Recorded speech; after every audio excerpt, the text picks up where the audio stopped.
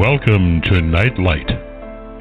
Step away from the mainstream and gather around as we enlighten the world and our realities and travel this cosmic journey we call life. Join us as we share with you and provide that beacon that can guide us all to a better way. Explore with us as we examine a metaphysical montage of spiritual insights, covering everything from the mundane to the magical, UFOs to unicorns, and everything in between. This is a time of awakening, of sharing and evolving, of spreading our wings and soaring on the cosmic breath of creation.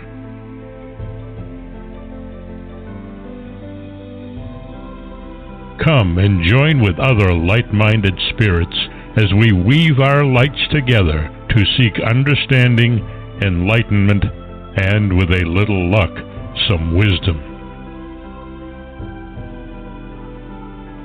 This is Nightlight, a reminder that you are never alone.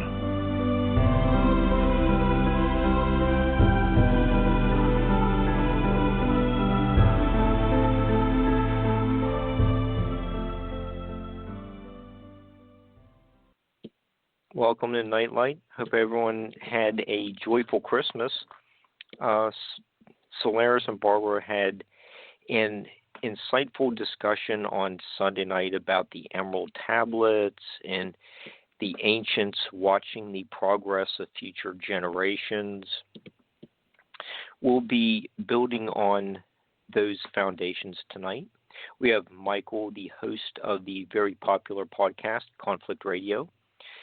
Michael has an amazing array of hidden history shows on his Conflict Radio YouTube channel, and it's worth your time checking out these shows. Jared Murphy is frequently Michael's co-host, and Jared has his own podcast on notaliens.com. Jared is also the author of the thought-provoking It's Not Aliens, Worse, It's Us, Discovering Our Lost History.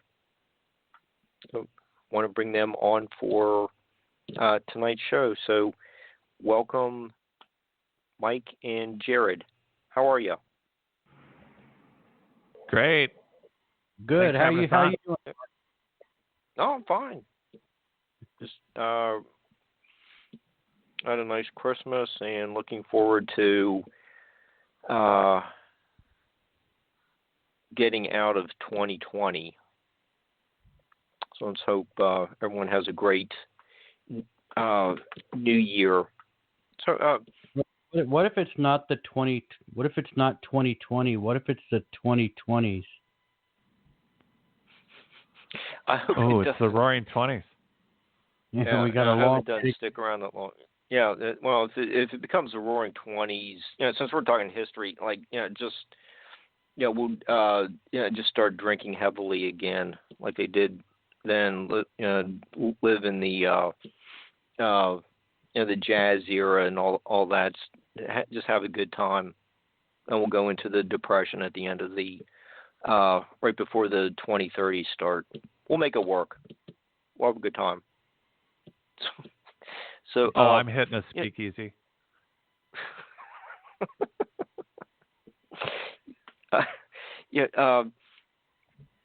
Michael, and before we get started, getting into a lot of this ancient history, can you give us a little background on Conflict Radio? Well, I guess Conflict Radio, we kind of started it back up again in February or March. I don't remember when. Maybe March, I guess. And we've been moving right along. We do about 2 shows a week, and as we learn and grow, we get guests on to help us learn and grow. Okay, and you have a lot of hidden history shows, or aliens involved in helping us get to where we are today. A lot of other interesting topics. There's a nice variety of videos you have on your YouTube channel. Thank you. It's been quite the ride, I guess. Okay. Well, it's been an interesting ride for me as well, but we're getting through all this and getting the truth out there. So, and Jared, what will people encounter if they go to notaliens.com? Well, there'll be a bunch of stuff. The first page is always going to be the shows I'm on. So right now it's going to be upcoming events and shows, and then it'll list as different shows, podcasts, radio shows, get their links together. I will always post a direct link to whoever is hosting an interview or a series that I'm doing, including, of course, everything I do with conflict. And there it gets sometimes, I think for people new to either my site or to conflict, there's a whole series that we have set up on its own page of interviews that we do together. So there'll be it's an easy place to go if you're following what I'm talking about. There's always something new or different in each of the interviews. But then, of course, there's my member area, which also includes, like, I'm offering, you can buy a signed copy of my book, but you can also get a membership either monthly or 6 months or a year and get 1 or 2 free copies signed of my book. And that's on my site also. But then you get to go behind the wall. I do my own interviews, and I'm starting series of learning and also posting about my expeditions, like to South Africa in January, and different archaeological work that I'm planning is all going to be posted here, along with the first genesis of my audio book. So there's a lot of stuff at Not Aliens, but I think for people who are into any of these subjects or any of the people we listen to, a quick thing to do, and the no-brainer, is to just go to Conflict, and we have a series of just Jared Murphy and Conflict, and there's always the latest shows, but we have a whole subtitle. So whether I'm interviewing somebody like Michael Cremo or Conflict and I are doing it. So it could be Michael Cremo or Scott Walter from America Unearthed, or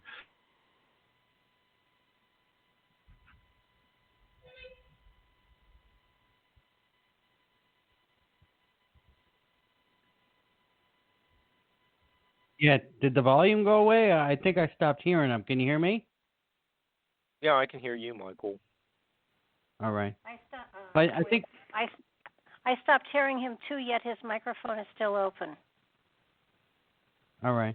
Well, I think what he was saying was, if you go to conflictradio.net, you can find a page up on the top corner there for shows that are co-hosted with Jared Murphy. He joins me for some really awesome shows. And I think what he was saying was, we've interviewed Michael Cremo, Dennis Stone, Scott Walter, all kinds of really neat stuff there. I hope Jared didn't get called away to put a steel monolith in the neighborhood. He dropped off. I think he's going to call back up again. Okay. So, yeah, well, we could talk about Conflict Radio till he calls in. It's pretty neat. Yeah, you can catch it. YouTube. You had the paranormal lawyer Michael W. Hall on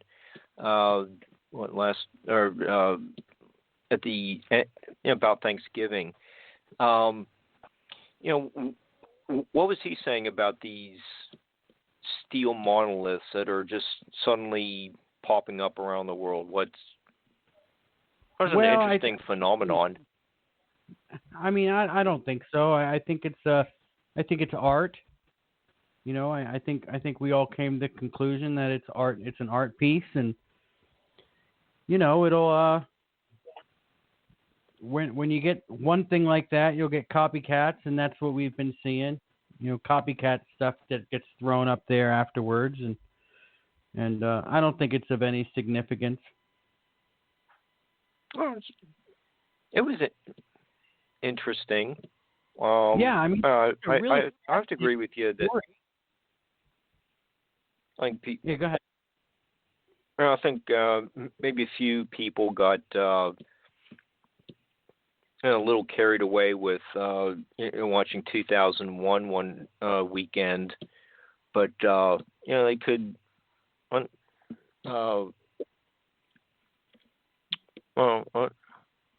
maybe do some swirly paints on them and jazz them up a little bit more. But it was fun while it lasted. Yeah, I mean, if anything, it sure did get a lot of play on my Facebook feed and on Twitter. I mean, it seems like it was all I was seeing. Yeah, well, it was.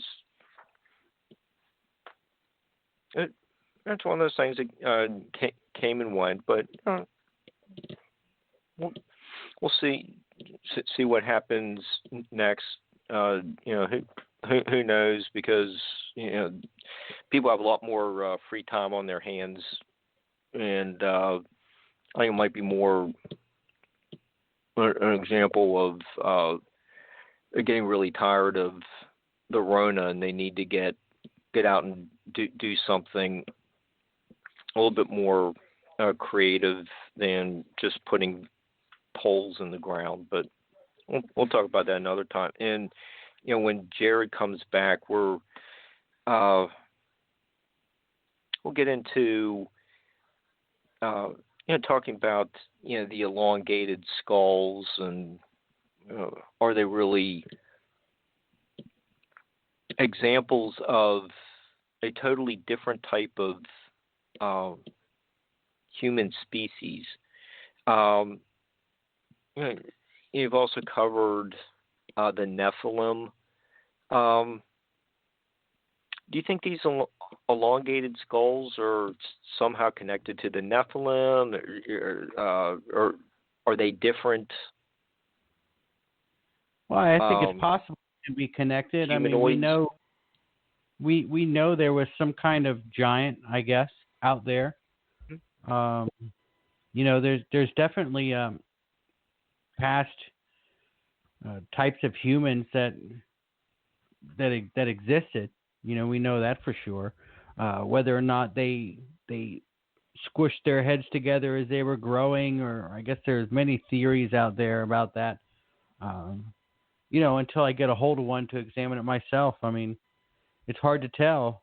There's so many conflicting stories about it online. You don't really know what to believe, really. Squishy heads. Can you hear me now? Yeah, we can hear you, Jared. Hi, everybody. You know what I'm talking about, Jared. They say that. Yeah. So, go ahead. You know what I'm saying? How they like put stuff on their heads to make it grow like that? Cradle board. Yeah, there's definitely a lot waterboarding. No, there is a lot of mimic cultures that around the globe, they saw people with the elongated skulls, and they either did a wrap or like they did it between two boards. They sometimes straight up wrapped very, very, very tightly, almost tourniquet style, the human head with cloth, and they would mimic these heads that the Paracas and a number of other cultures, they biologically, I don't know if you guys went over it because I could hear you guys, by the way. I just chose to hang up. I don't know what happened, just so you know. I could hear you, but I could not be heard. And so I just called back. So most people hang up on me anyway, so I'm not offended. That's awesome. But persistence. The elongated skulls, I got to do an in-person conversation at a gathering last year with Nassim Harriman, and he, with Brian Forrester, had been able to examine a 3,000. He said it was between 25 and 3,000 years old, and he was looking at. So this is the only person I've spoke to personally, and Nassim Harriman is pretty famous and popular for his research, and he speaks at Contact in the Desert. And in my case, I was speaking with him privately and not at an event. We were just together socially, and he was able to go into a lot of detail, and I'm pretty sure it's all stuff. I'm not sharing anything that he wouldn't be speaking about, but he was able to touch, and this is a mystery in itself. Not a lot of biological agents stay, in quotes, fresh, and he told me he was dealing with soft ocular and brain matter and ocular nerve tissue that was still not mummified, and it was almost 3,000 years old. And so that in itself is a mystery. Like, why is it just physical conditions, or why is it that genetic material stay per se fresh? And then the other part is the Paracas represent a group of people that don't have the same genetic. You can't say that, okay, well, it looks like they were born that way. No. Anyone who is an expert, we're not talking alternative, just modern medical practitioner.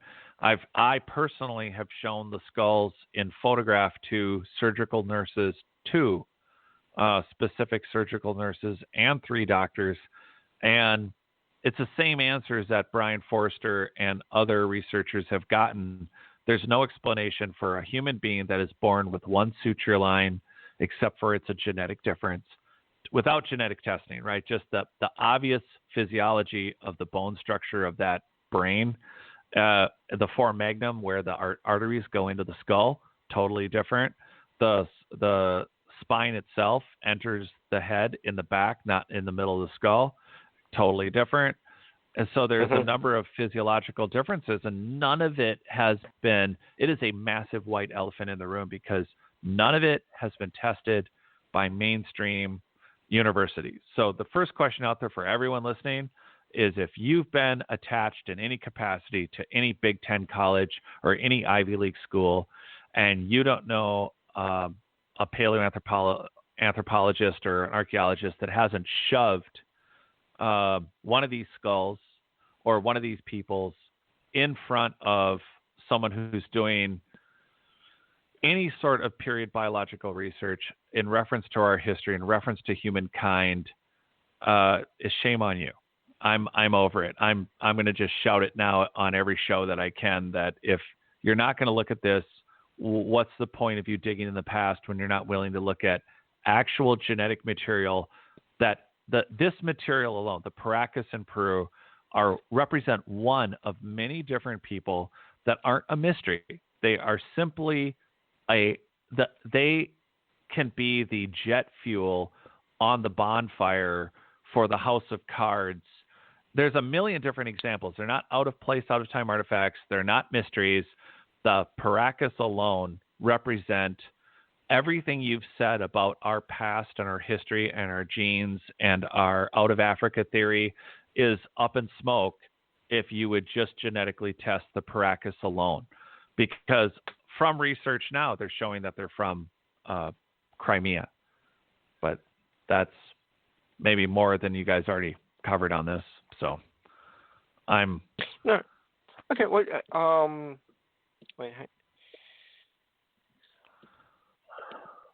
so before, I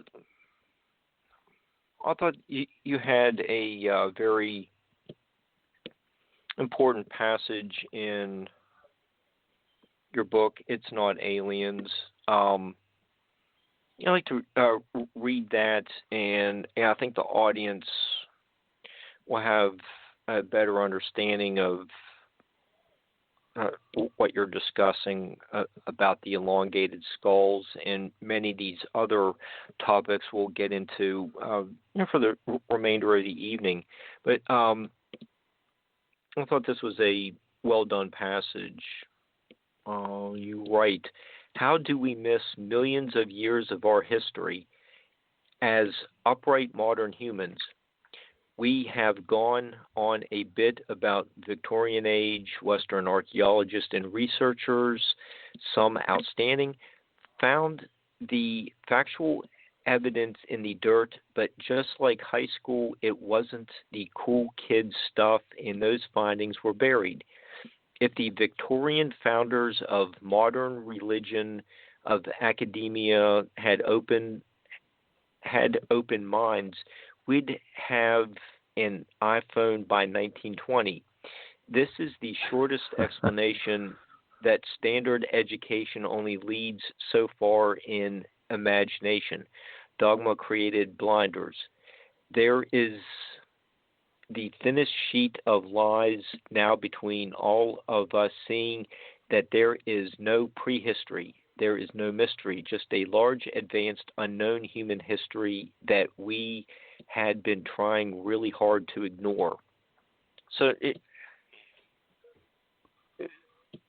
throughout your book, Jared, you do talk about some of these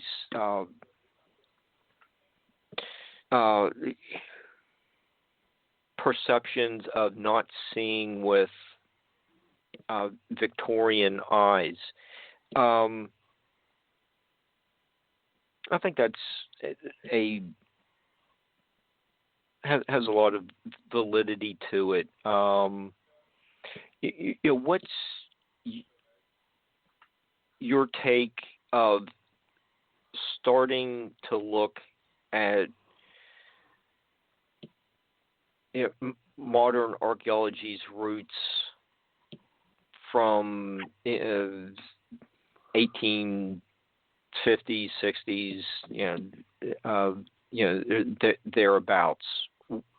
Kind of have the feeling that you have a major disagreement with the principles that were established 150 years ago.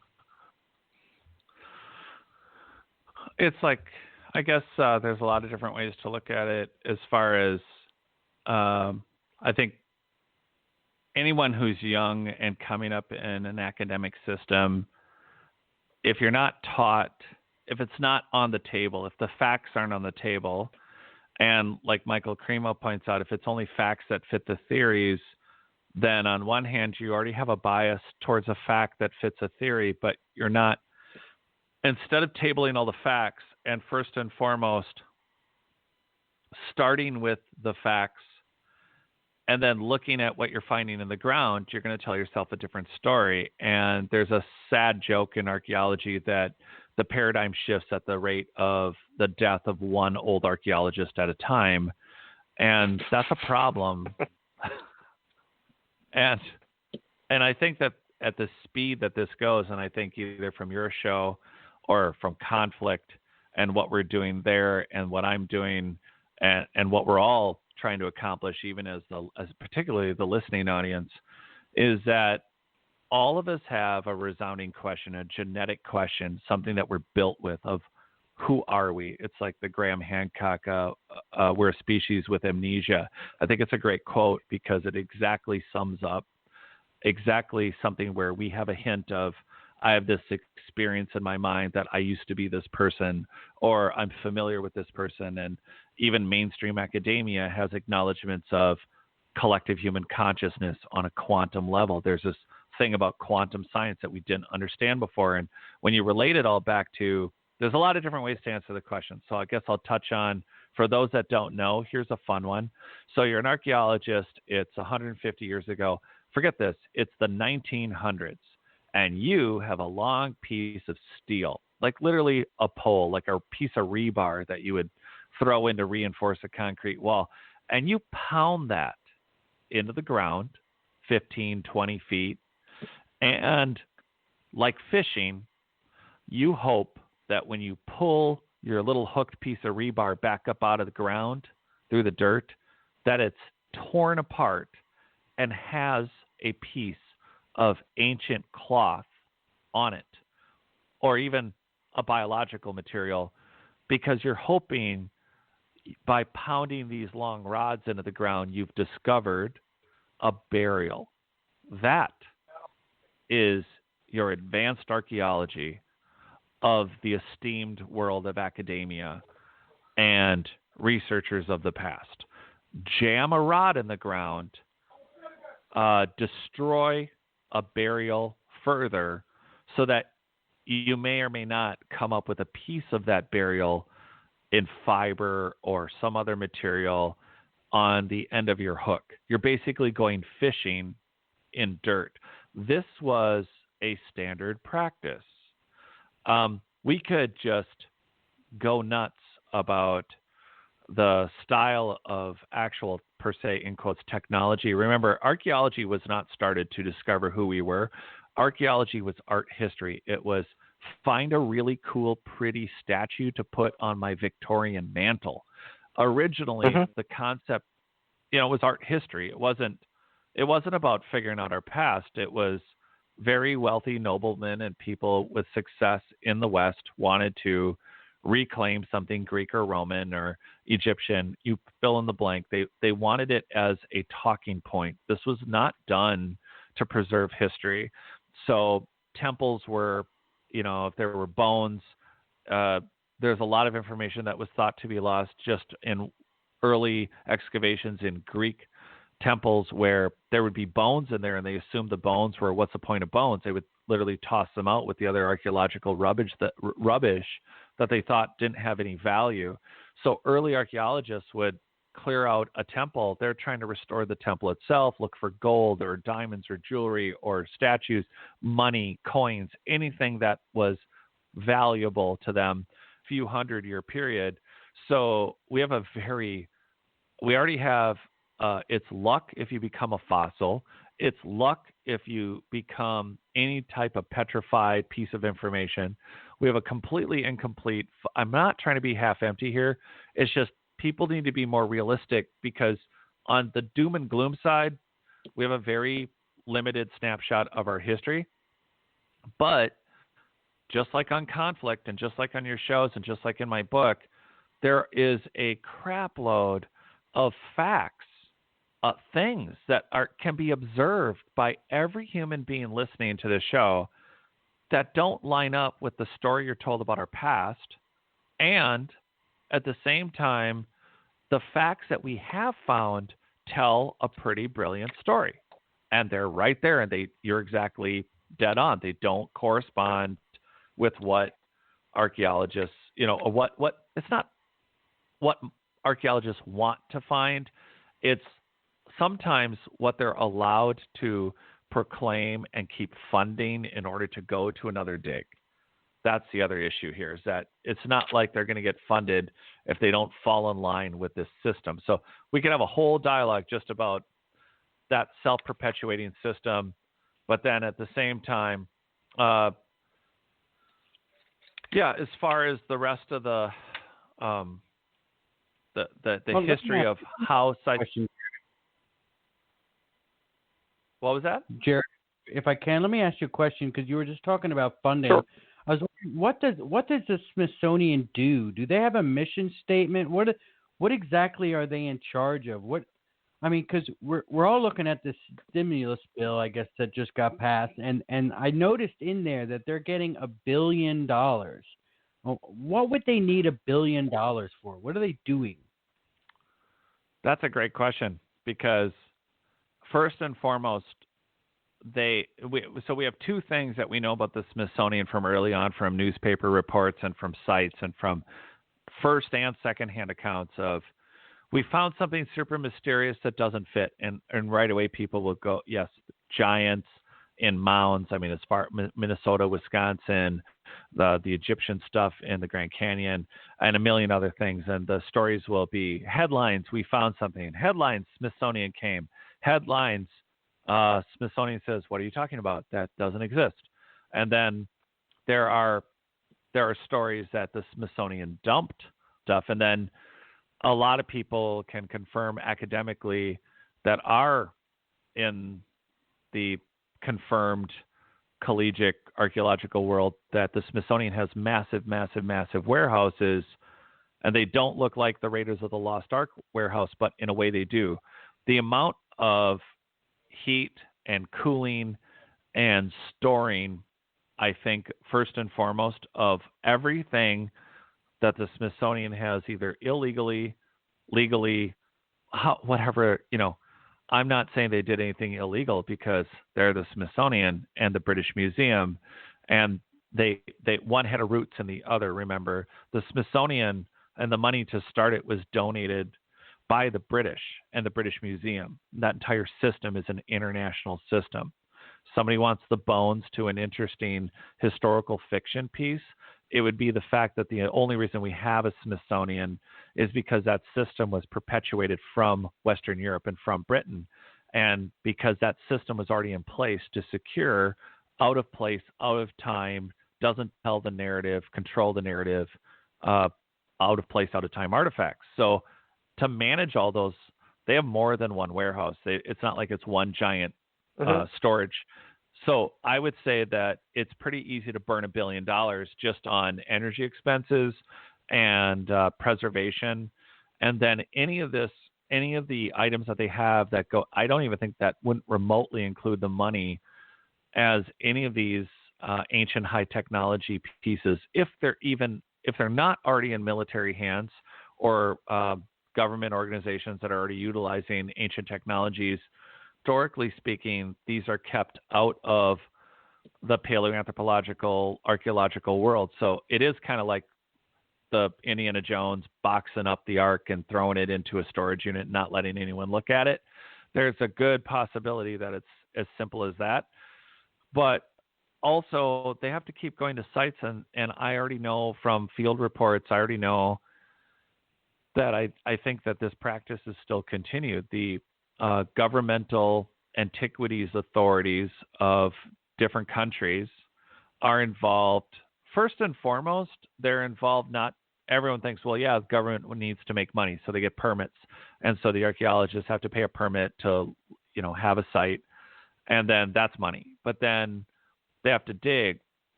But first and foremost, the government wants to have control over ancient antiquities for revenue through museums. That's a thing.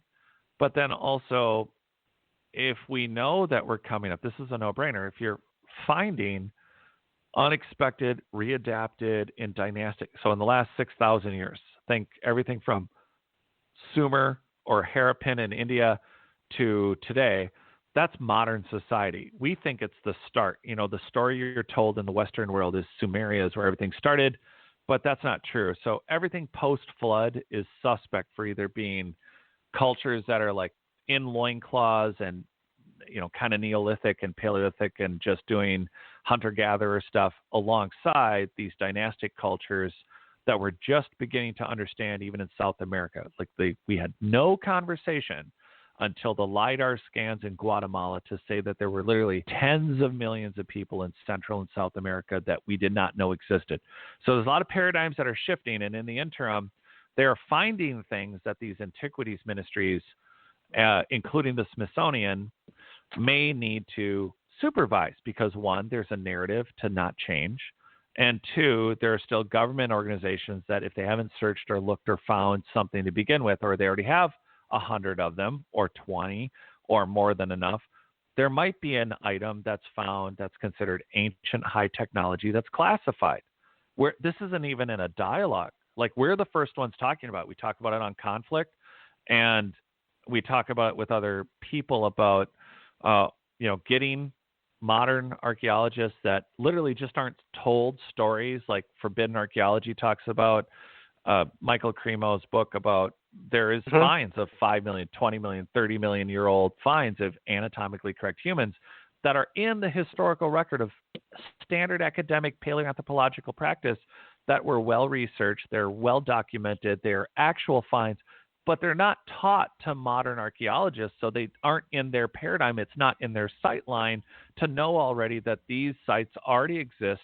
They are already there for you to research, but they're guided, they're shepherded away from these facts. These are not opinions, these are facts. So then their research goes into, yet again, tabling facts that fit theories, when now there's too many of us between whether irrelevant to myself, there's so many great alternative researchers out there doing very epic work to really bring people, even a common person around, because how less of an archaeologist are you if you're capable of banging a 20-foot metal rod into the ground to try to hook a mummy and shred it and bring up a piece of cloth, I think you're capable of looking at a photo of cymatic polygonal megalithic cymatic blocks with rubble on top, and I think we can both discern that two or three different cultures may have been involved in putting Machu Picchu back together. Yeah, Jared, you know, speaking of these out of place artifacts, you know, you do bring up the Klerksdorp spheres. Oh yeah. And you do have the photos of them in your book. You know, it basically boils down to natural, or are they machined sandstone spheres? It's not, yeah, a little bit of both.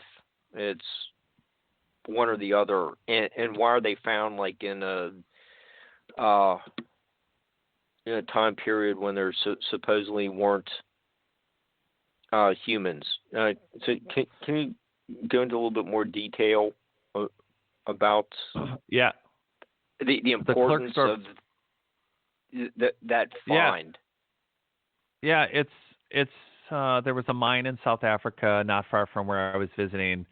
Well, a few hours, but they kept coming up with these balls that have machining on them. There were shows on this even in the 80s and 90s, mainstream, like on network television, when there really wasn't much other television, and over 30 years ago, and it was considered a taboo subject because they tried to pass them off as natural concretions, which are just random balls of dirt or material that roll themselves into a condition that and there are natural concretions that look very machined. They are not machined. They are very natural. But the Klerksdorp spheres were cutting up blades that were cutting up the stone, the sandstone that they were in, type of sandstone.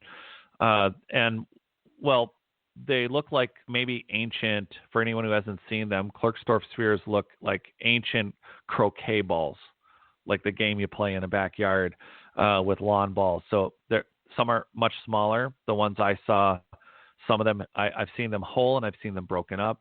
There's even some YouTube videos. There's some Russian experimenters that actually reactivate and melt the inner materials and re-smelt Klerksdorp spheres. They have a lot of interesting properties. They're not just one kind of dirt that has rolled together at some period and become a ball.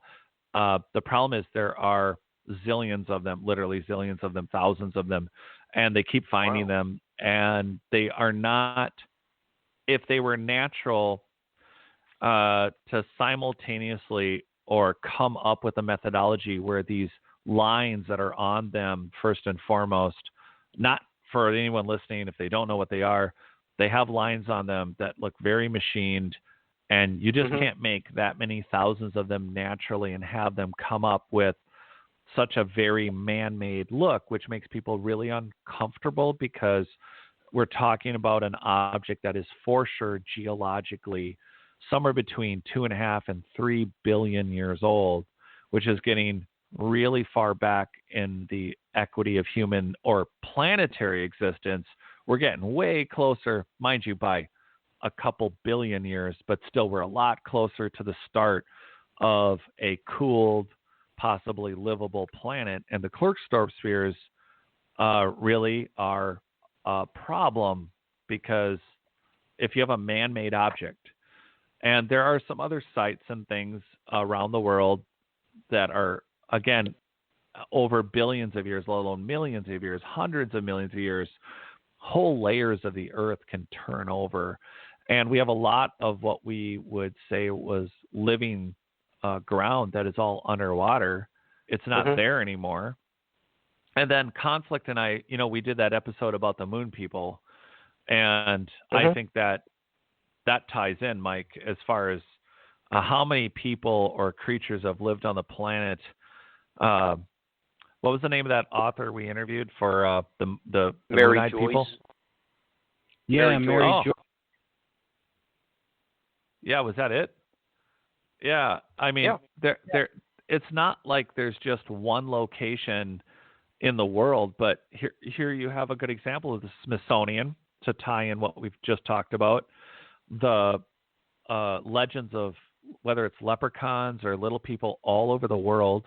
And again, I say leprechaun, but I bet there's a million different examples, whether it's any Southeastern Asian country or Siberian remote Russian society. The reality is there is a incredible amount of small or elf castles. There's a lot of different small people, but the moon-eyed people are an example of some ancient society or creature from, or humanoid person from antiquity interacting with, in this case, Native American populations. And there is evidence of tunneling all over. And is it contemporary? Is it post-flood or is it pre-flood? And that only gives us the last 12, 20, 30,000 years.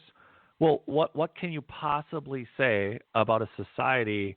And again, this is a case of in the 1800s, Mike and I talked to her, and there was, how many graves did we find? How many did you find in the papers, Mike? Over 100,000. I mean, seriously, that's 100,000 graves. Yeah, and yet again, I was just going to ask, Mike, did you find references to the little people graves in Tennessee? The Moon-Eye people in Tennessee, Eastern Tennessee is where, Eastern Tennessee and Southeastern Kentucky, I guess, is where all these the little people graves were found. 100,000 of them in like 1810. And again, and then you got the Smithsonian again helping clean things up. Oh, there was also the somewhat recent discovery of the Hobbit people in the Western Pacific Islands, the Florences. Just saying. Well, that part of America, it's just an isolated example, and now you're being found much farther around the planet, like in the Pacific, and where the Irish leprechauns, are actually a real species of people. Yeah, I think so. It's not just a one-time discovery. Maybe they all got with the giants, and that's where we all came from. How many different people, different humanoids actually inhabited, little people, giants. Well, I think all the present races of people, the Denisovans. I think we see a lot of both of them today. The little people are still around. We just call them little people, and we say it's a birth defect or something when it's really in their DNA. It's the same with giants and gigantism. The DNA is still there. They didn't all get wiped out. There's just not as many now. Mm-hmm. That's a good point. Yeah, I don't think it's just not activated properly. When you see a pattern around the world of, let's just say little people, since Mike had just been researching that, and then we find these thousands of what was the name of the spheres again? Klerksdorp spheres. Yeah, you find thousands. That's a pattern. That's not just that's not random. Single instance. So there's we're back to what Jared was talking about. We need to reevaluate what we've been asked to believe. I like Mike's point, though. Oh, sorry. Go ahead. Oh no, Jared. What? Follow up with what Mike had to say. Oh, look, it wasn't that serious of a point, but the idea between the little people and the giants getting together and creating humans, I just felt like that's like the genetic version of like we created, like humans are basically, we're corgis then. I just thought that was a great concept because we know we have, in all seriousness, we have Neanderthal, Denisovan. There is articles coming around right now about a mystery genome structure within. We have an unknown human. We've gone from we have a little Denisovan. Yeah, we have proof genetically in the mainstream of Denisovan, Neanderthal, and now a mystery chain in the DNA sequencing for humans, and so we don't have an origin for that. Somehow we still have a theory of the out of Africa story, and I get the snapshot on that about why that theory was, but the point is that here we are now with yet again another mystery human relative, and all of them mixing about 50,000 plus years ago. So we're talking about modern anatomically correct humans mixing with all these other versions of humanity, and we have the Paracas with yet thousands of bones, soft tissue, the oldest mummies on Earth. Yeah, there's the ones in Mongolia. So by oldest, I mean naturally preserved, up to 9,000 plus years old. And yet we don't have a full snapshot of all this genetic information that leads us to knowing all these human races. They're not different. They're not progressive. They're not an order. It's not evolution the way it's been described to us. These are groups of humans that either came to be on their own or are offshoots of specifically engineered genetic formats for a function. They were programmed to be big. They were programmed to be small. They had different programming. We tend to forget that right now you can go get a designer baby. That's a thing now. You can actually request certain genomes now. There is actual. We're not just going in for plastic surgery anymore. We can actually program genes. I mean, we've gone way past Dolly the sheep.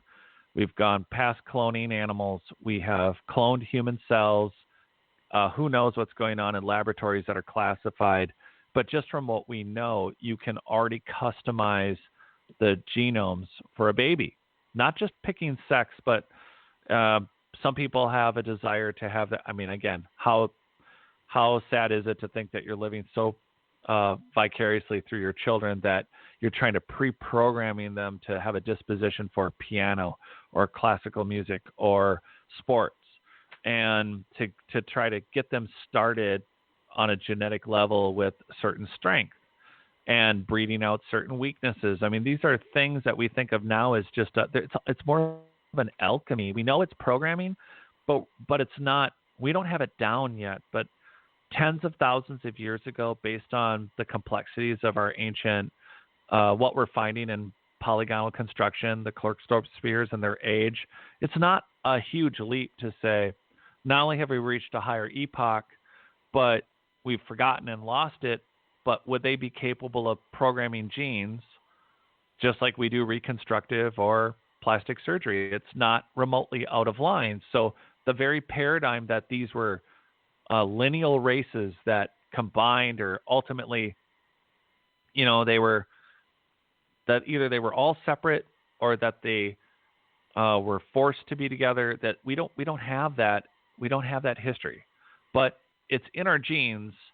And instead of trying to, with like a small fractal view, come up with a big conclusion. I think we need to more aggressively choose to test the mummies we do have, which is uncomfortable for science because it can be as simple as saying, well, we finally got around to chemically testing the stomachs and remote organ residue in every Egyptian mummy, and we found not one or two of them from some German scientists, but we just figured out that lots of them had cocaine in them, and lots of them had marijuana, and lots of them were using opiates and tobacco that are only found in South America, but told everybody for hundreds of years and for tens of thousands of dollars for their degree.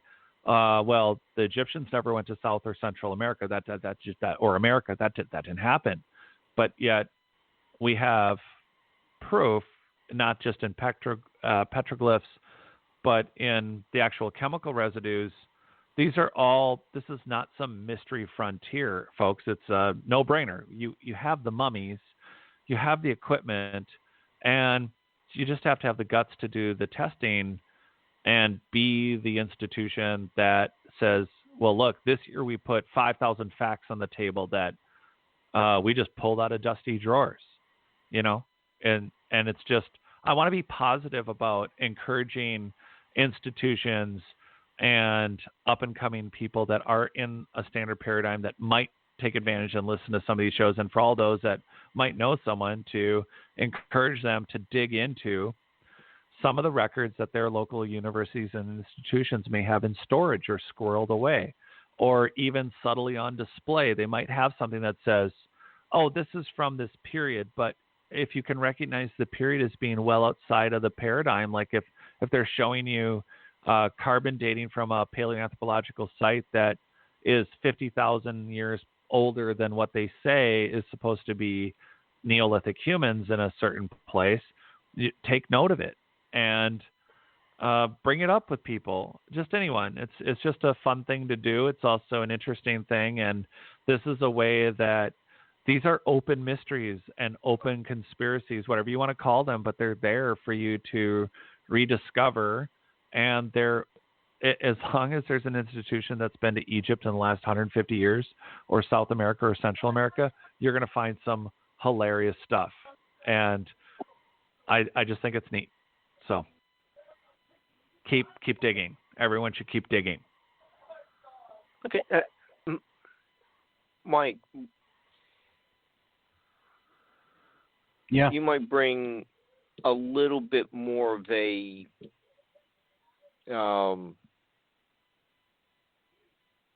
sci-fi interpretation. You said you've been looking up the graves of the little people and doing some more extensive research on that topic. But does any of this information seem to you like there has been alien engineering? You get the Egyptian, Sumerian artwork that has the human and animal hybrids, and the figures carrying the purses.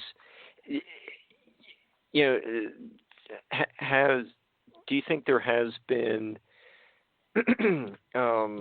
aliens living amongst us for thousands of years or millions? I think something's been living amongst us. Whether it's an ancient civilization that lives underground now, or maybe lives on maybe they grew up here on Earth, or maybe even Mars. I guess that's possible too. That live somewhere else now and can easily travel around our solar system. I mean, they could be in pockets of the hollow Earth, or if it's completely hollow, it could have pockets where advanced civilizations live today. But I do think that something's here. Whether it's is it from another planet, from a galaxy far, far away? That I don't know. I mean, it's something. It could be traditional. Yeah. Under the ice of Antarctica. It very well could be. Admiral Byrd thinks so. That whole area, that oil companies have been pulling up tropical fauna from different ages. And everybody, this is again mainstream science. Greenland used to be the North Pole. The poles, the Earth has shifted, and so we know that at some point these were different regions. But then we have things, weird, mysterious things like the P. Reese map in 1516 that's showing Antarctica with the coastlines open, and that's at least 8,000 or 9,000 years ago. And then we're talking post-Younger Dryas, pre-Younger Dryas, and then after Admiral Byrd, then we have why didn't anybody make a bigger deal out of a bunch of former U.S. presidents and Buzz Aldrin, and why did they all go to Antarctica in 1 month? That's just not like, hey, everybody really likes penguins, they're in season. That's just, there's clearly activity going on. It's a no-brainer that there's classified archaeological work. They're doing it. They're doing something. The question is it just ancient lost? Obviously, it's lost civilization, but I don't think it would be so secret if it wasn't, again, more advanced technology. And we have remnants in that, in our genes, genetic memory, shared human consciousness, cymatic polygonal constructions, not just old objects and ancient stuff, but we have indicators that this is a very well programmed, terraforming, ancient, whomever they were, they're not, I think, that's one of the questions everybody has. Aliens or us? It's easy to say the word extraterrestrial because it makes sense for a lot of people to go, well, there's no way we could have known that if somebody didn't tell us. But that starts with the premise of you've been so well programmed by the theory that we all came from Africa.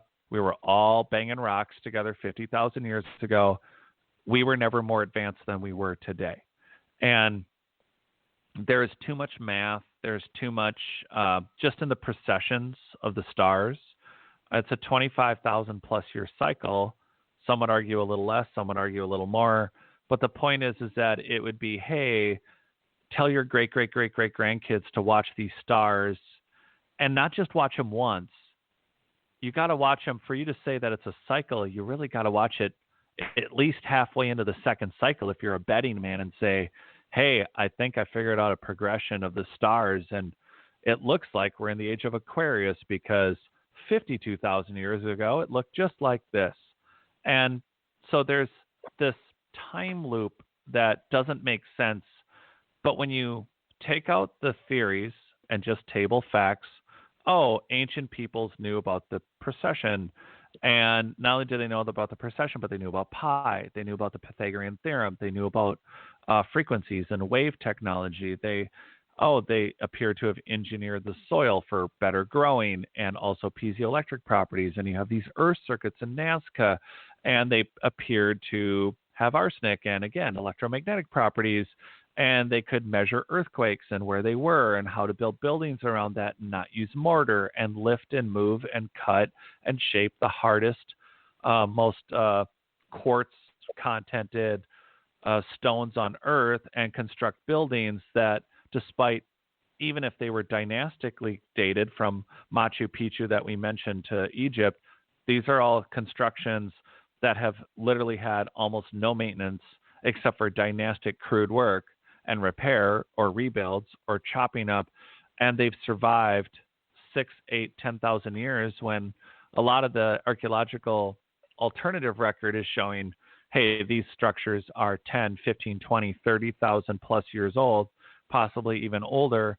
And so this is just the shift that's going on right now to just acknowledge that human beings were capable of having already reached an epoch of genetic, think every field, think everything that 3M does to Medtronic, like heart valves, everything you can think of that has to do with health and medical and pharmaceuticals, to the programming of the human DNA, but not just human, just like we create dog species or horses or cattle or anything that donkeys, anything that we just genetically manipulate. That's more of an alchemy because we just breed, we interbreed. That's genetic manipulation. But I'm talking about a society that already had progressed beyond a 3D organic printer or a nanotechnology that when it's not working, it's,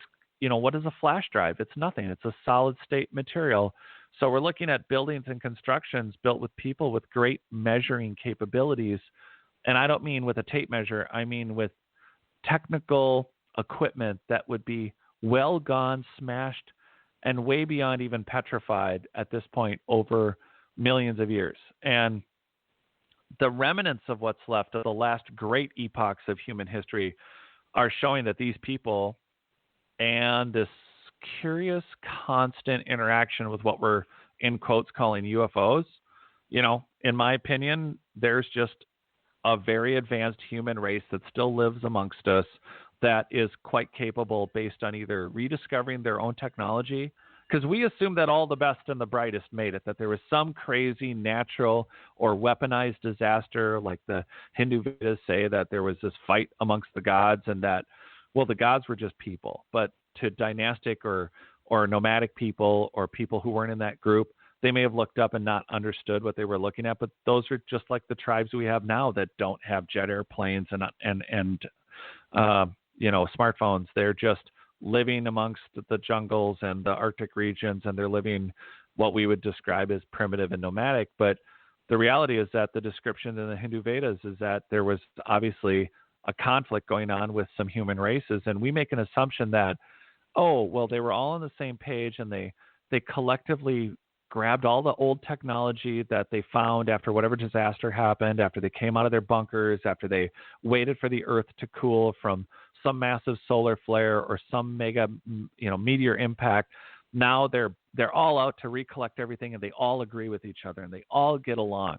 Those are the questions we could start tabling is, what did this society look like? Because it took them a long time, so long, to regather their technology and or develop that, or it took us so long as we really scurried all around the earth and the Egyptians and the Mayans and the Aztecs and the Olmecs and Toltecs and everyone kind of took back over dynastically in these last 6,000 years. We adapted these abandoned, devastated, physiologically just devastated sites, and we adapted them to these cultures that we credit with building them, when in reality they just adapted them, they took them over. Meanwhile, we developed technology finally. We have these phones, and we have all this technology, and we have all this world, global, first, second, third world society that says, I saw an alien. Well, this is the question we have to start asking ourselves. Are you seeing something from somewhere else? Well, they didn't look like me. Again, plastic surgery, but more high tech. Did they have a vehicle? Well, no, their vehicles did 0-point turns. Well, we're describing what we understand theoretically as 0-point turning magnetic and or anti-gravity type machines. Do we have fighter pilots now in thought-controlled weapons control systems and flight control systems? Yeah, we have that right now, U.S. military. That's disclosed. How hard would it be then to program yourself that you and your flight machines and your technology are one? And who's to say that you're going to look or even desire narcissistically to look as a humanoid the way we look now? You might be shorter, you might be gray, and it doesn't mean you're alien. It doesn't mean you're from somewhere else. It means that you've adapted yourself to the technology you're flying or using. And those people may have come out of some massive catastrophe thousands of years ago, redeveloped the survivors of that society. And that's part of us digging up our past is, I will shut up after this. This is just the picture for everyone is of a group of two different peoples. One is an advanced worldwide human society that simultaneously allows to live and let live tribal peoples.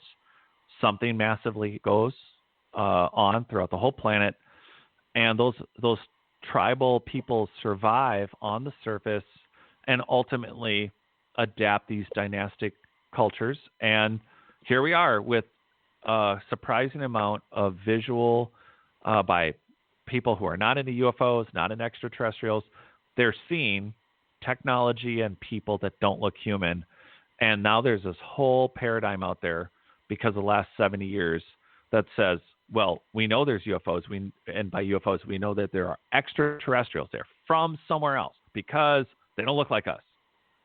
Well, then fog of war. Here we are. So this is a fun thing to talk about and uncover for people because it's really like molasses in January, shifting a paradigm and changing the narrative that a high technology human society would have already sent out satellites, and those satellites could be sending signals back to the planet or between galaxies at this point after being gone for 1 million years or 100,000 years or 200 or 500,000 or 500 million. The satellites or technology that would be sending signals back to this planet might not look, they might be consistent, they might look random, but they might be intentional and headed this way because that's what they were programmed to do. But our receiving centers are all off in kittywampus because we're not hearing it. But these are all the things that to be said to poo-poo the idea of, hey, somebody somewhere may have come to our planet because they're anthropologists and they think we're neat. That's a total possibility. There's nothing wrong with throwing that idea on the table. But I think the problem is just not being open to just getting, again, find the fact, put it on the table. Let's keep light on it. Let's look at the situation. And there's just too much that we already know to chalk it up to a foreign entity came to this planet and did it for us. And that in the last, and did it in the last 10,000 years, that they came and they helped us build really big buildings and then quit. We left and we went back to using river rock and boulders to top off these cymatic polygonal buildings. It's just ludicrous. And now my rant is done. Okay. Well, Mike, Jared was just mentioning the worldwide advanced cultures, and have you looked into much into Atlantis? Do you think that there really was a culture that was really advanced, that set this pattern for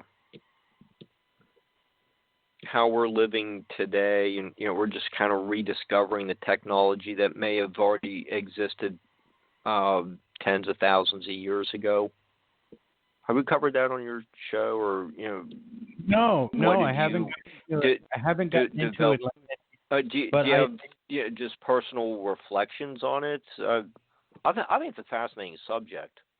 I do think there was an Atlantis. Is it what you see in the movies, or in the really cool pictures? Probably not. But I do believe that there's an old city Atlantis, and it's maybe it was on a sunken continent, or maybe it's where Antarctica is. Maybe that's what is under the ice shelf there in Antarctica. A lot of people have theories about where it could be, where it is, what happened. Do I think that that they're living underwater in like space helmets or something? No, I don't think so. But I mean, yeah, they it's written about. It's in history books. It's been written about by a lot of people. I believe it was a real place. I actually think Atlantis is probably a little bit more after the the technologically advanced past civilizations.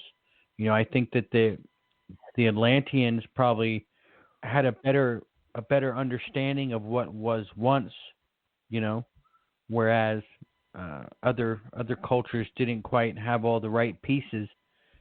Atlantis had more of the puzzle pieces than the rest of the world had after the catastrophe. I think the highly advanced humans was more before them.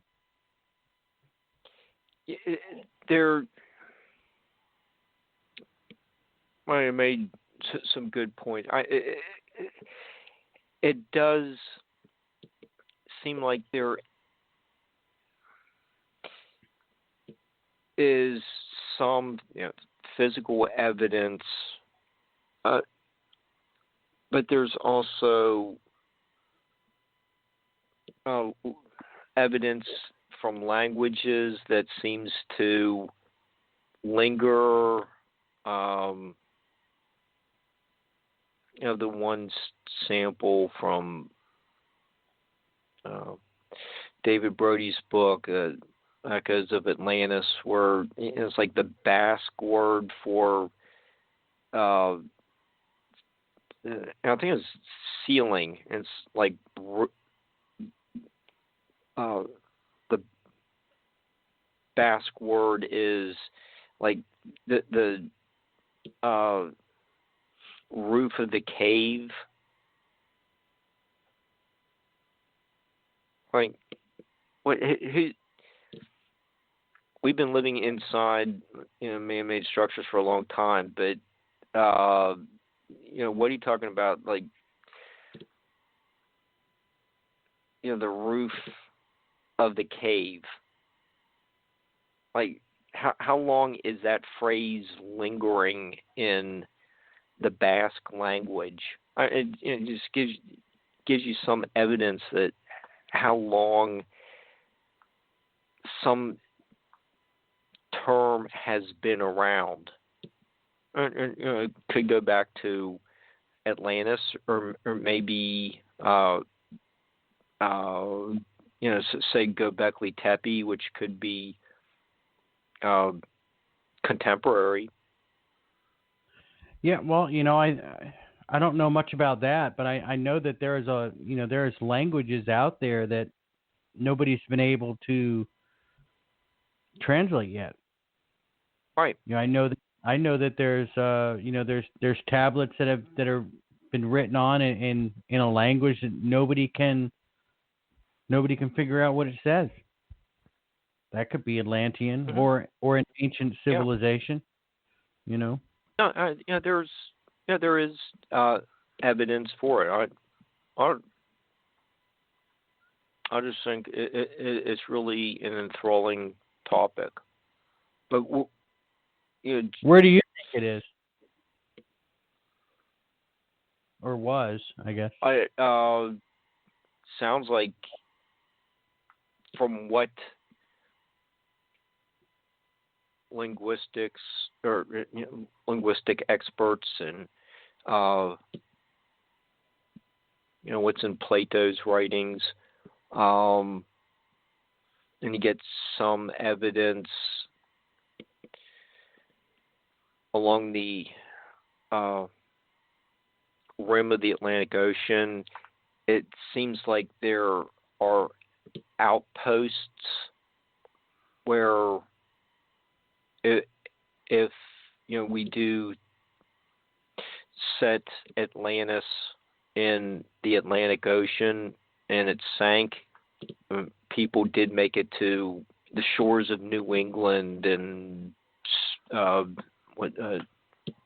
northwestern Spain and other South America.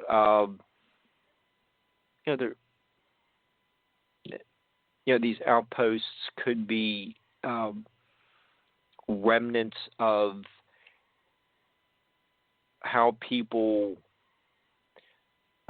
where they went after the island was destroyed, sank, whatever happened to it. What about the What do you think about the Eye of Africa possibly being it? Okay, that's Jerry. You brought that up. That it's the Eye of Africa, and that was something new I learned from your book.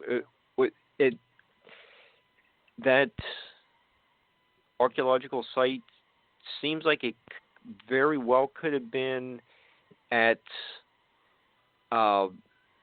underwater at one point, and now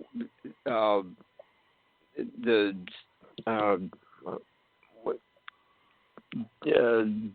geophysical or whatever the term is, caused it to move, got lifted up with the shifting grounds to being on top of a mountain.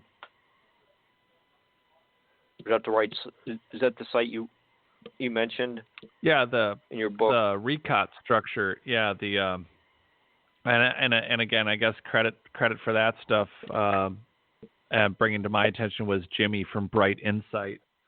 That series he does about the recot structure, or what's better known as the Eye of Africa, and the logic and how it equates to Solon and Plato's ultimate, at least bringing to us the possibility of what did the map of the Greek world look like, where and how did they describe Atlanteans. There were elephants. There was of what's been found at the Eye of Africa in the very fractional research. It shows signs of having the concentric rings. Yes, it is a geological formation. It's a lava dome in a nutshell for people. It just collapsed on itself. It created rings, but these rings were once at sea level. And again, it's surprising how many times the Greeks are like, oh, that was a theory. And then they describe something. They tend to describe it. I think frequently their math does generally prove out, or their observations are not as exaggerated as we think. I mean, outside of an allegory or a mythological story, or what we're considering a mythological story at this point anyway. But the recot structure, or Eye of Africa, looks very much like it could have been. But I like conflict, like the conflict radio point of, hey, well, who said that it was a part of that advanced society? What if it was just a survivor class that had some of the old lost technology, did have a way more advanced city, but what if they were a remnant, more of a, lots of people with cell phones, if everything went down, they wouldn't know how to program them or build cell phones, or maybe somebody might know the technology to do one but not the other, and gathering up and settling into a smaller fractional society after a cataclysm. That's one way to describe Atlantis, is that they were already survivors of a catastrophe, but maybe not entirely part of a larger group that could have been either throughout the whole planet, or again, the mysteries of what's going on in Antarctica. There's a lot of different ways to spin it, but the recot structure, i.e. Eye of Africa, I don't know, it fits so many tick boxes of being dead on. But again, there's a problem with it being almost 8,000 feet above sea level. And yet it, just like Lake Titicaca in South America, which is at 12,600 plus feet, that has seahorses in a saltwater lake, and not a small saltwater lake. And the recot structure has evidence of sea creatures and being at sea level. So it's pretty, it's more and more of a candidate, I think, just based on the physiology, the mountain range locations as described. There are just too many things that describe it dead on to the story that we thought we were being told. But I think as you look into it, there's a lot of advanced ancient society. So the question is, was it one group or was it multiple? and were they broken up at any point or through disagreement or just devastation? And did they make different or more independent decisions? Like, how did the Paracas end up in Peru? They're from Crimea. And they're like, oh, they walked there. No. They're pretty much looks like we're really getting to the point where we can factually put on the table that there was trade routes between Egypt and South America and Central America. We know the Phoenicians, we know the Celts, we know the Welsh, we know the Moon-Eyed people. We know that there are stories that they were Welsh, and there's just too many stories now that we've interviewed about, I think, that put these people all around the world. And this is just another good example of, again, just tabling the facts we know. It looks like it was a city that had a seaport, and it has concentric rings, and not a neat story anymore. It's a real place. Go ahead, Jared, and finish your point. No. There's. I was going to say that recot structure, Jared. That's not the only one on the planet. There's 3 or 4 more. There's one in Sahara that matches Plato's measurements perfectly. Yeah, and so there's the deal. There's so many, and this is where. So when we go to greater worldwide, this is where I got mad. I remember in my research when I was working for 4 years, what eventually annoyed me about, and I think what started to repel people at first, if you're in standard academia, if you say Atlantis, you're considered a weirdo. They shame you for even bringing that up because, again, it's one example of one city that doesn't fit the storyline that you're told to tell everyone the history we're supposed to know. But then worldwide, there is polygonal construction on every continent, keystone cuts, giant stone spheres, and little stone spheres, not just Klerksdorp spheres, but there are a number of building techniques that are in Cambodia and Latin and Central America and Southeast Asia and Russia and Europe and Egypt, and millions of square kilometers of earth that is now underwater, including a giant city off the coast of Cuba that's 2,300 feet deep. All of it shows a personality of a worldwide society, which means when you start looking around the world and say, well, Atlantis is in the minute we do acknowledge that, hey, there's a lot of locations and clearly a collective human race that is same building techniques, worldwide culture that we don't have a beat on, but here's another construction that appears Atlantean, and that's where you need to drop that kind of nails on the chalkboard.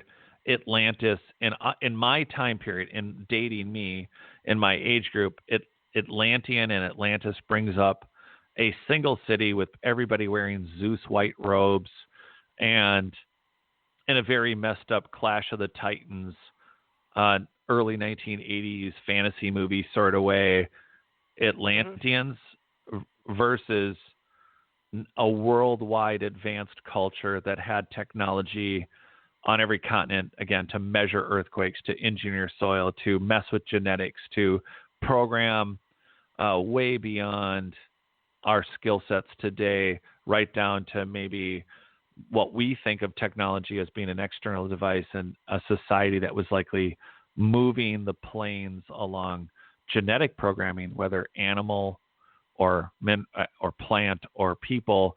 There were giants, there were little people, there was different races, and they weren't just randomly there. It looks like an interconnected, interlocked, highly functional worldwide society. And that's when I want to drop the word Atlantean or Atlantis, because it has such a filter for you to focus in on this Western Greek concept of this Clash of the Titans mythos, that's where I get hung up personally, because I want to explore the ideas as we look at the facts that there's this, wow, there is a missing super advanced worldwide human society.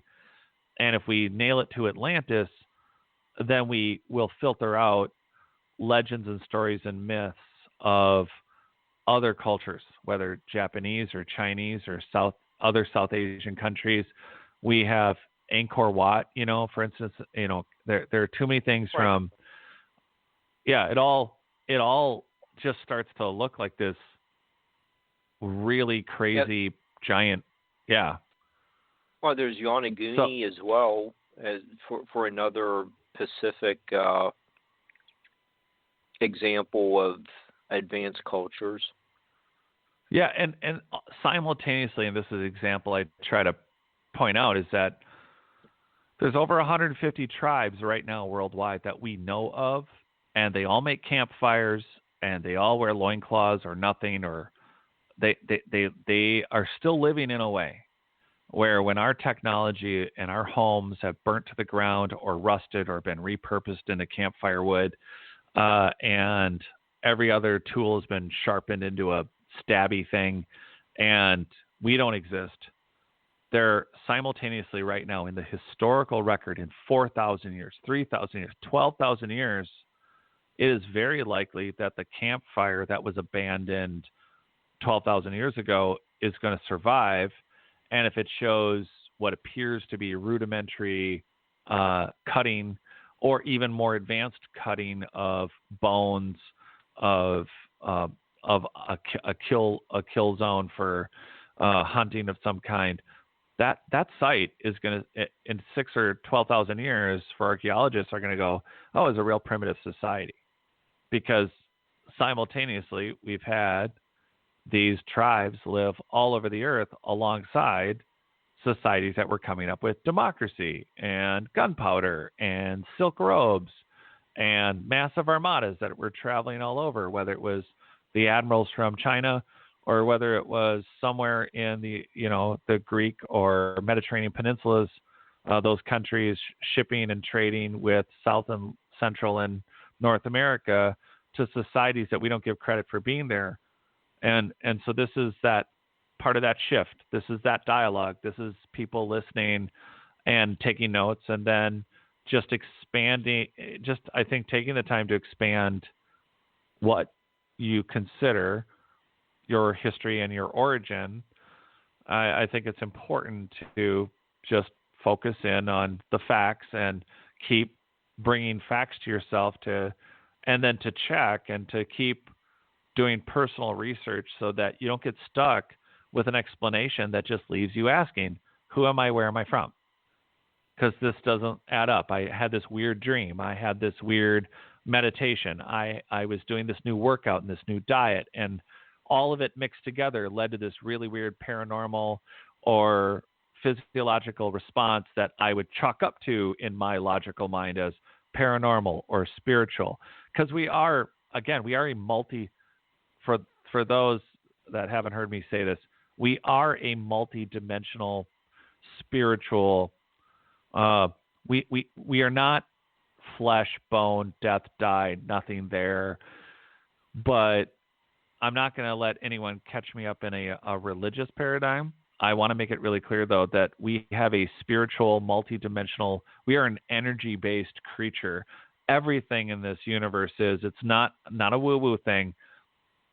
What we think of as flesh and body, there's a lot of science in vibrational medicine, and vibrational medicine is not just about, hey, something's wrong with me, I'm sick, and I need to cure my cancer, or this virus or something. So we're not just talking royal rife and tuning the human body, and I'm talking about energies and auras and that collective human consciousness. And there's a lot of science here where as a multidimensional, our existence, as we're starting to understand how complex it is on a quantum level, the reality is that we don't remotely fully understand the physiology and holistic, homeopathic, however you want to characteristics that make us up as individuals. And the technologies and our past is part of the path to this awareness. Why did I think I saw fill in the blank, deja vu, a dead relative, a vision of something to come, second sight, seeing something simultaneously through someone else's eyes somewhere else? I mean, this is known even in the Middle Ages and in Roman and Greek. And, there's a million different things that have been described a million different ways that appear to be either paranormal or fall into the world of woo-woo. And the reality is that how powerful are our minds and bodies? And as you learn more about our past, I think that when you listen to shows like Conflict, when you listen to your show, when you're on these different self-experimenters and researchers, when you take the time to excitingly, I think, apply it to wherever you're at as a listener, I think you come up with better clarity about where you're at or what an experience was, something you may have labeled as spiritual and this is where I gave the disclosure for or disclaimer for it, is that you might have experienced something that you could have only identified as a miracle or a spiritual experience or a paranormal one. And in reality, it might be something that is just part of us operating with 10 to 14% consciousness. And it's just something that's unconscious to you because you didn't realize it's a technology that you had a hold of, that it was part of your gene expression, just like being a giant or a little person or someone who has a particular range of talents. It's not just that your parents were good at it or being a musician or an artist. There are dormant genetic abilities that we all have. And the more we keep on these awareness campaigns, I think the more exciting this is going to get for everybody, because you can look at your experience, not just in the past, but maybe as you have new experiences that touch on these things that you didn't have a word for, you can manipulate it or control it or be more aware of it or be more inclusive of it or not be afraid of it or be more excited about it. There are a lot of different ways to look at those experiences once you have a bearing on not just deconstructing it because it's logical, but because you can have an awareness, a conscious awareness of your spiritual side and not lose that spiritualness to it. I don't know how much. There's a lot to unpack there, but this is...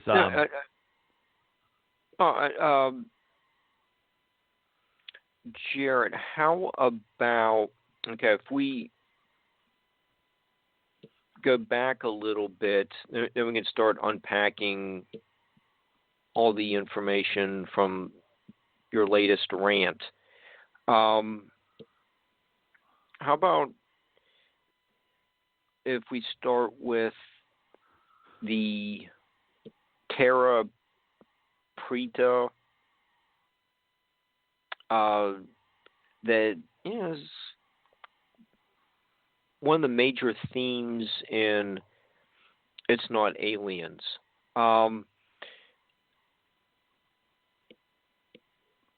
What is this black soil?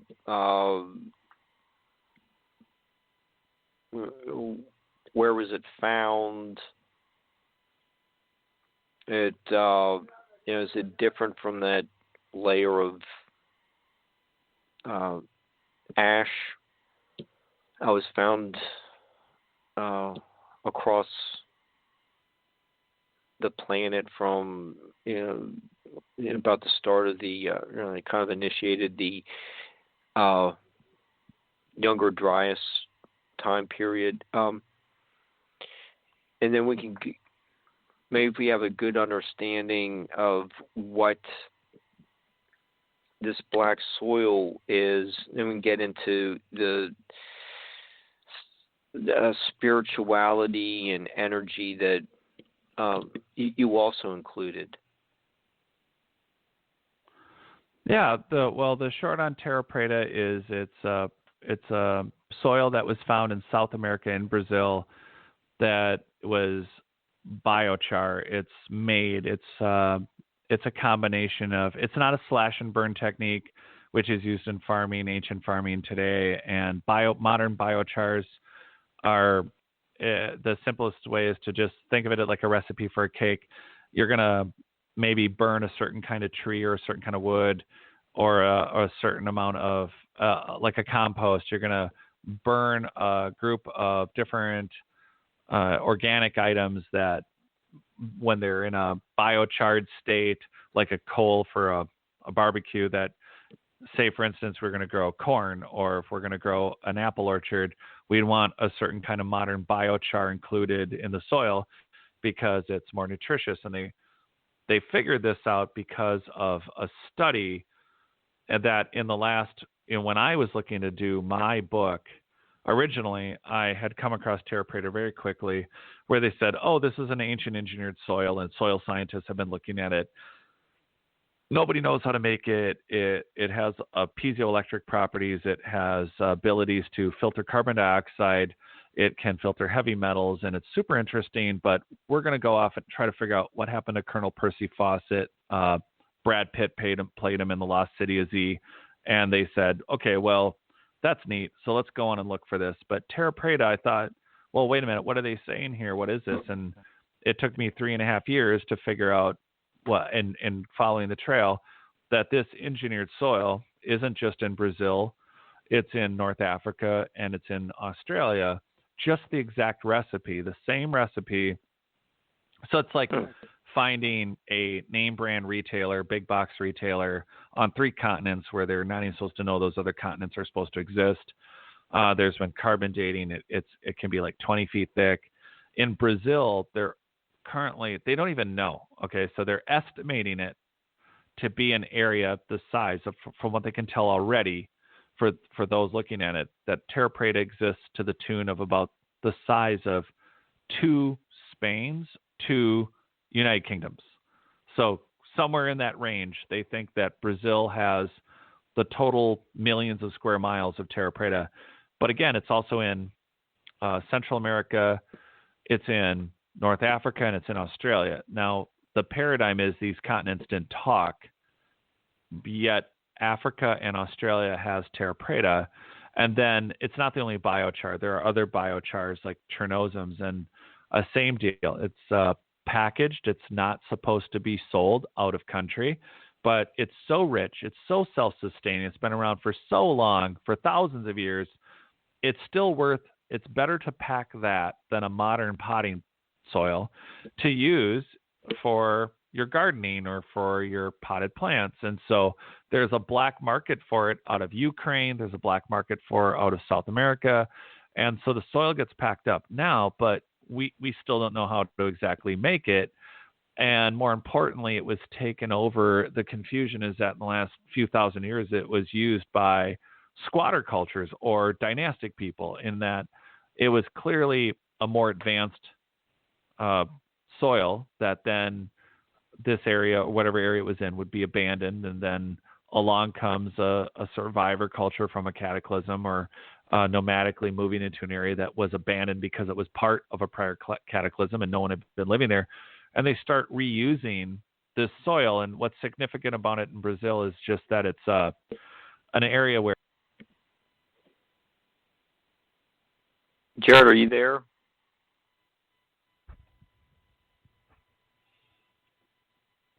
He might be Michael, are you still... No, yeah, he dropped. He dropped, but Mike's back. Okay. So I'll open Jared's mic when he gets back. Okay. Well, sounds good. He won't be long. No, this has been a lot of fun tonight. It's so interesting, isn't it? Yeah, I'm having a great time. There are communication problems. We don't need to get into all that now, but I've noticed it's been happening to other shows as well. But well, Mark, remember I'm in Nashville, so Nashville. So the energetic around where I am is definitely I don't think it was a bomb. I thought it was a missile. So the missile strike gave out an EMP. So everybody's a bit screwed. So we'll just fly with it. Yeah. Well, it's interesting that you say that. Can we talk about that? Yeah, sure. I was trying to avoid it, but since the boss brought it up, it's like, okay, let's just talk about the missile. Let's get into it. There it clearly shows no hole. There's no. There's no hole where a bomb would have made. It was a missile strike. Give me a break. Oh, this guy is such a patsy that they put it all on this guy, and it's just this poor guy in his trailer. Well, and the gunshots could have been them killing him, so that he couldn't go back and say, "I made a mistake." Yeah, exactly. No, I think it was an EMP too. It doesn't make any sense for all that, for all that to go down. I'm hearing there were voting machines there. There were the Dominion machines that were brought from Germany. Yeah, crazy. And I think we're in for a wild ride the next couple of weeks. I really do. Yeah, watch out on the 6th. Yeah. And only people on alternative media are aware of that, and no one in the mainstream is even talking about it. And we're called the conspiracy theorists. That's the point. That's the point. The point is for them to push their agenda. It's a takeover of the country. We're at war right now. I really believe that. You think this COVID thing's real? No. And I think that the people that got their shots on TV got a shot of saline solution. I don't think they got any virus, because that virus, it's my opinion, is going to sterilize people. You know what I always found funny? I found funny how, remember when all this first started going on in China, we started seeing, these leaked videos out of China. They were walking down the street and just falling over dead in the road. That never happened. That was all propaganda. It was all propaganda to scare us. This is an attack on our country. China's hit us twice now, and I think we're in. I also heard on television tonight that they are discovering that a lot of the deaths that were linked to COVID were not from COVID, and they had one doctor on said, yes, the man tested positive for COVID, but he died of the 3 gunshot wounds in his chest. And, but they put it down as a COVID death. And someone else was listed as a COVID death who was thrown from a car and, was, I don't know. I don't know how badly he was injured, but, he died from the fall. He didn't die from COVID. And they're calling for an accounting of the COVID deaths, of going back in and looking at the true cause of deaths, because they said that the states were fudging the numbers. Pennsylvania because there's a lot of money in it. That. Yeah. Well, yeah, if they reach a certain number of COVIDs, they get $77,000 a person who comes into the hospital with COVID. Okay. Yeah, and I love how the hospitals are so busy that they're worried about, the ICU's at 80% capacity. Oh, well then how come you're not calling for the Army to come build a field hospital, or how come you're not calling for the Navy ships to come back? Oh, but wait, I have to put out my other theory, and it's just my theory. This is my theory. I believe that the COVID was distributed by the Army, so the Army could be in place for either martial law or insurrection of some sort. Exactly. And there's a lot of movement going on in Nevada right now. Oh, yeah. I'm sorry, Mark. I didn't mean to step in here. Oh, no. Okay, with your figure of, the hospital gets paid if you get a certain amount of people being treated for the Rona. Well, there's early on there was that number of $19,000 is paid to the hospital if they diagnose you with the Rona, and $39,000 if you get put on a ventilator. Yeah, and so who is making that payment? And the ventilator is killing people. Is that on top of? They get paid on top of what the insurance company gets billed how does that? Can someone make that clear to me? Well, and have you noticed that there are no reports of the common flu anymore? Everything is COVID. Yeah, well, not only that, but do you know in 2020 there's, nobody's died of pneumonia. Pneumonia is completely gone away. We've cured pneumonia. Yeah, it's because everyone's wearing a mask, but I must be what it is.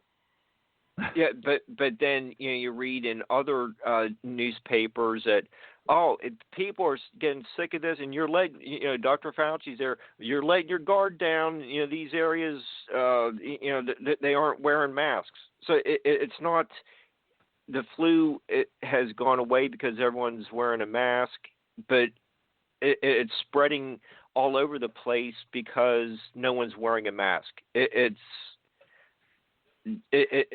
not both.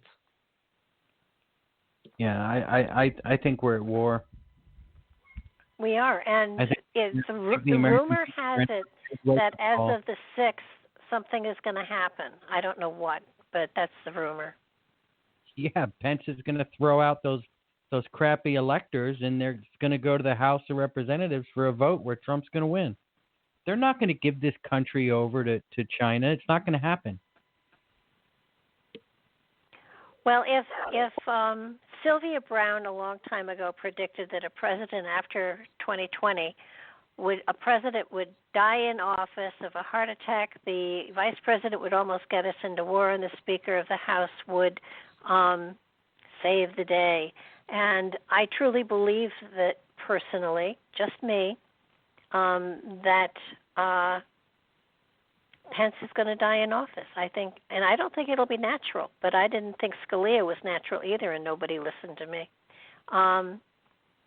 But if Carmela or whoever, she's a babbling idiot. I mean, I can't believe her. We're in big trouble because Biden's not going to last. Well, and if she picked her vice president, wouldn't it be funny if she picked Obama? So, yeah, it can get crazy. Well, they're not going to get in. I have said to everyone that it's not over, that I truly believe Trump won and that he will serve not only a second but possibly a third term. Well, I think the Constitution will prevent that, but it would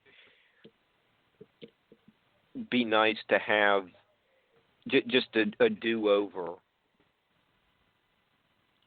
Well, I think that's really whatever happened in Nashville, we're going to see a lot more of that in the next coming week or two. I agree. It's real. Yeah, the last year that was a deliberate recreation of 1984. Just changing history. Just rename the military bases, pull down the statues. Truth doesn't matter anymore. Say whatever you want. There's no consequences. There's a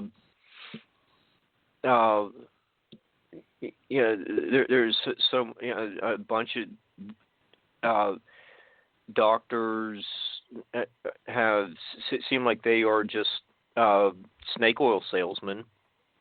Well, I mean, look at YouTube. YouTube is censoring doctors, but Bill Gates can say whatever he wants to say. Who is he? Did he get a medical degree? Not that I know of. I think he knows as much about medicine as I do. But at least Dr. Burks is out of the picture. She did a lot of damage. Yeah. Well, hopefully she'll stay at her vacation home with locked in with her family members. Fraud on the world that the world has ever seen. We're watching history unfold. Yeah, but I think, in a way, aren't we watching playbook. history repeat itself? I mean, I think there's a big saying out there that those who don't study history are doomed to repeat it. And another phrase that I just love is if you slumber, they will plunder. And Lord knows we have been slumbering. Well, I think when all this is over and the Constitution is restored, we need to get term limits on the senators. Oh, geez, yeah. And Barbara, what you were saying about history's repeating itself. Just read Solzhenitsyn's works. You can basically the same thing. Just people. Start with the arts community and just kind of make them go away. Just like we've done with all the artists. Some have been on our show.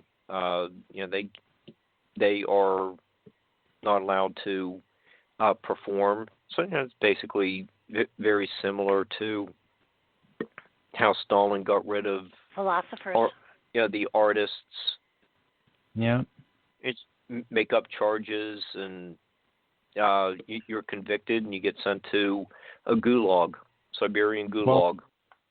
Well, all I have to say is this: if they think they're going to take down the United States just by messing with our election, they're in for a big surprise. It's going to take them a little bit longer than that.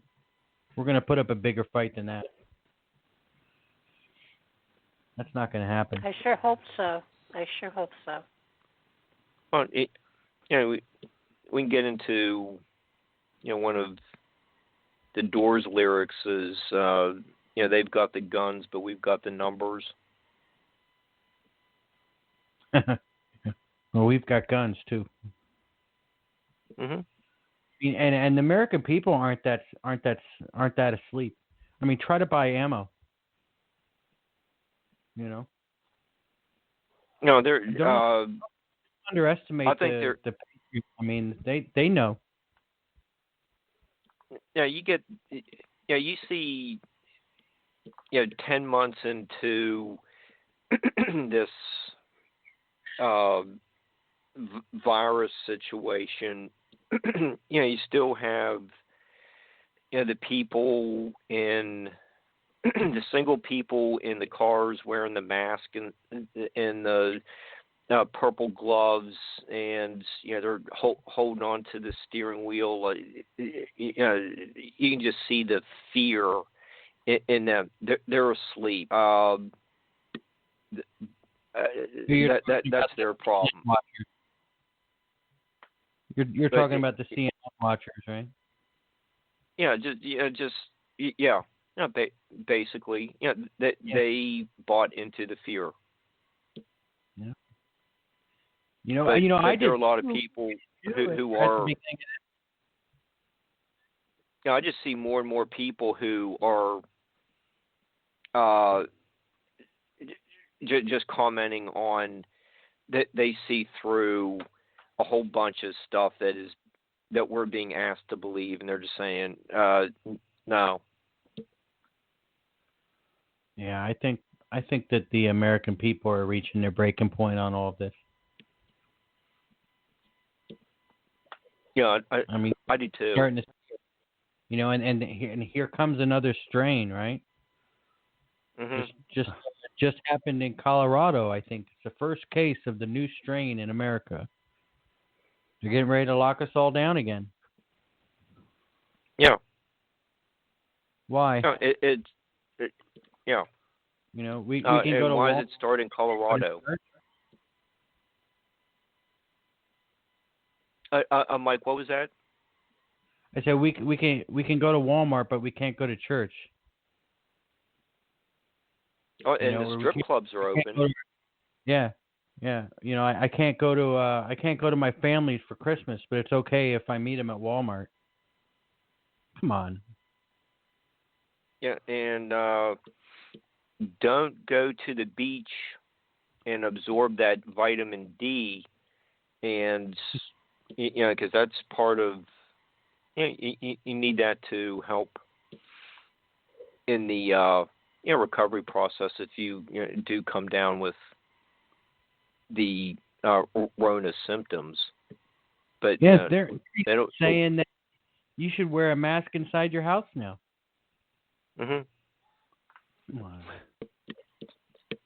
Oh, and don't forget the vaccination ID cards. We need to have those, right? We're not going to be able to travel. But no voter ID cards.